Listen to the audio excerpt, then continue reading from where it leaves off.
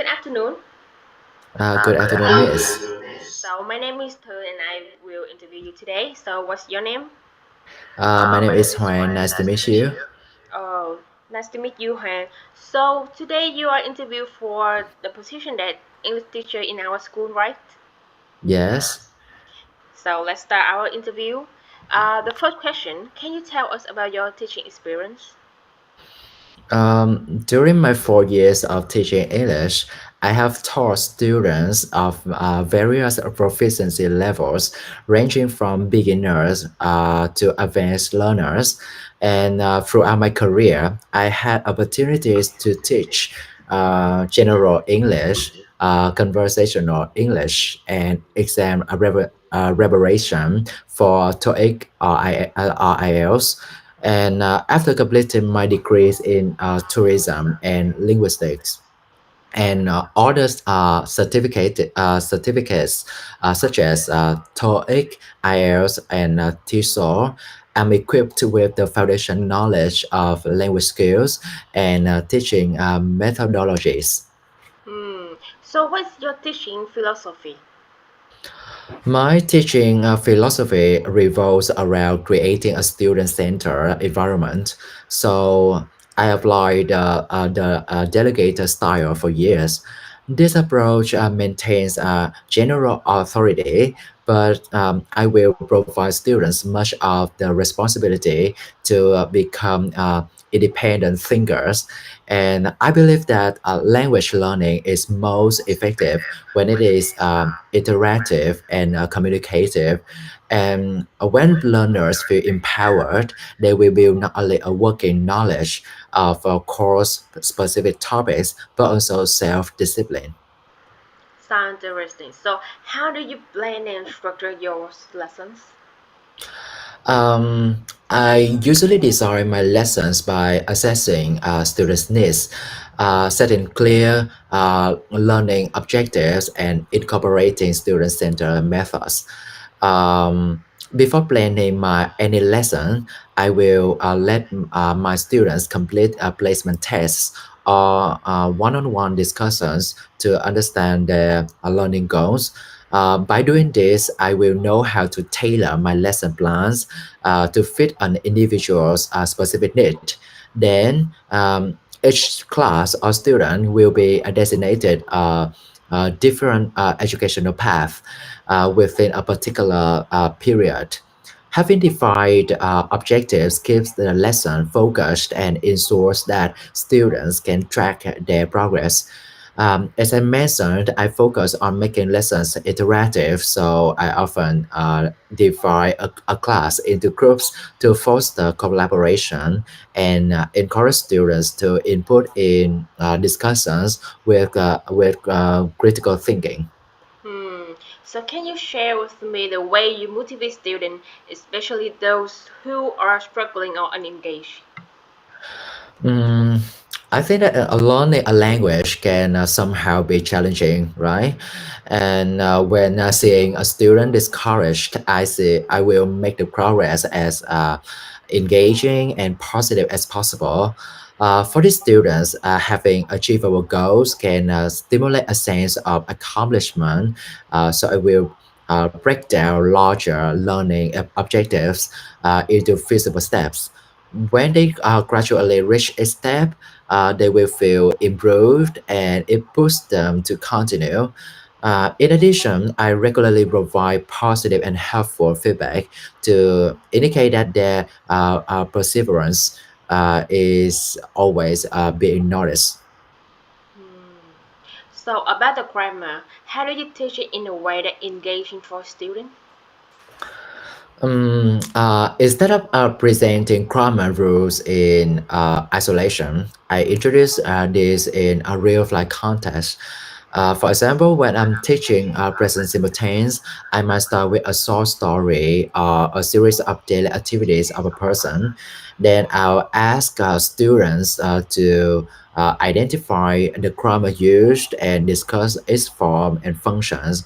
For further engagement, I require students to do role plays and keep them practicing requests and answers using appropriate verb tenses. I also apply the concept of a spaced repetition. I'll revisit what I have introduced periodically in future lessons.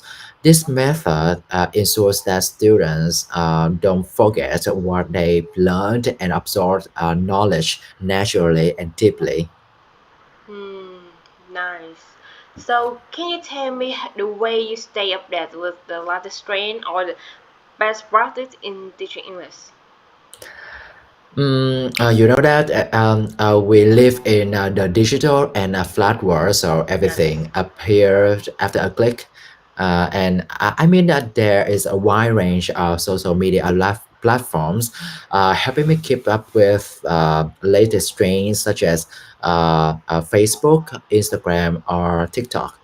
For academic reading, research, or articles, I have subscribed journals or blogs such as VN Express International, National Geographic, where journalists and experts frequently update on news, tools, and resources. Um, Sometimes in my laser time, I actively enroll in conferences whether in person or virtual, to explore new approaches and engage in hands-on practice. Hmm. So, in case a classroom with a mixed student of at a varying level of proficiencies, and how do you manage it? Um, I think that in a mixed level class, it will be effective if a mutual connection and supportive collaboration are applied. Um, I regularly arrange pair work and group activities where students in higher proficiency work closely with weaker ones, and this way helps students in basic levels keep up with the others and more advanced students otherwise can reinforce their own knowledge. Oh, okay. So, can you share with me that how do you integrate technology into your lessons? The to provoke students' engagement, enhance their motivation and learning outcomes, rather than giving presentations that structurally planned. I also integrate technology strategically and effectively into my lessons. Interactive learning platforms such as Quizlet and Kahoot are frequently implemented. I make use of Quizlet because the platform provides functions to create flashcards, It's okay. quizzes, or games for vocabulary practice, while a game page app like Kahoot Hmm. make review sessions more intriguing with visually fun quizzes and competitions. Hmm. Okay. So, um, can you share with me that the reason you want to be the English teacher? um, uh, the reason I want to become a English teacher, maybe perhaps I grow up with a privilege of being exposed to multiple languages and cultures, and I soon realized that English itself can shorten communication gaps and interpersonal distance.